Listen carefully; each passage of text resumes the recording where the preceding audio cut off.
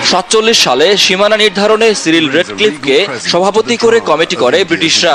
সব ঠিকঠাক হলেও ছিটমহল বিনিময় নিয়ে বাধে সমস্যা। তখনকার কোচ রাজা জগদ্দীপেন্দ্র নারায়ণের কিছু জমিদারি সত্ত্ব ছিল বৃহত্তর রংপুর ও দিনাজপুর জেলায়। একইভাবে রংপুর ও দিনাজপুরে জমিদারের কিছু তালুক ছিল কোচবিহার সীমানার ভেতর। এ নিয়ে সমঝোতায় আসতে ব্যর্থ হন দুই অঞ্চলের জমিদার। পরে এর সাথে যোগ হয় ব্রিটিশ কুটচাল ও প্রভাবশালীদের স্বার্থ। মাত্র 6 সপ্তাহ কাজ করে 13 আগস্ট চূড়ান্ত প্রতিবেদন দেন রেডক্লিফ। তার অঙ্কিত মানচিত্রেই শেষ পর্যন্ত ভারত ভাগ হয়। 1700 সালে স্প্যানিশ রাজা দ্বিতীয় চার্লসের মৃত্যুর পর উত্তরসূরি কে হবেন তা নিয়ে শুরু হয় যুদ্ধ। সেই যুদ্ধ ছড়িয়ে পড়ে পাশের দেশগুলোতে।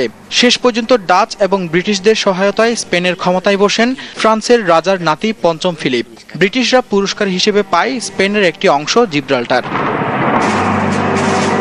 অবশ্য কয়েক বছরের মধ্যে ক্ষমতা বদলের সাথে সাথে জিব্রাল্টারকে নিজেদের ভূখণ্ড বলে দাবি করে বসে স্পেন। এ নিয়ে ব্রিটেনের সাথে দুদফা যুদ্ধ হয়েছে।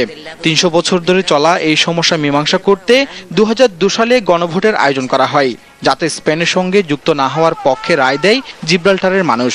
এরই মধ্যে উঠে আসে স্বাধীনতার দাবি। তবে রাজনৈতিক কারণে সে দাবি মানতে পারছে না স্পেন।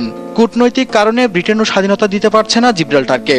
300 বছর ধরে লন্ডন থেকে 1000 মাইল দূরের জিব্রাল্টার রয়ে গেছে ব্রিটিশদের ছিটমহল হিসেবেই। এদিকে ভূমধ্যসাগর উপকূলে ইউরোপের শেষ সীমানা মেলিল্লা এবং চিউতা। আফ্রিকান দেশ মরক্কোর সীমানায় অবস্থিত এই ভূমির মালিক স্পেন।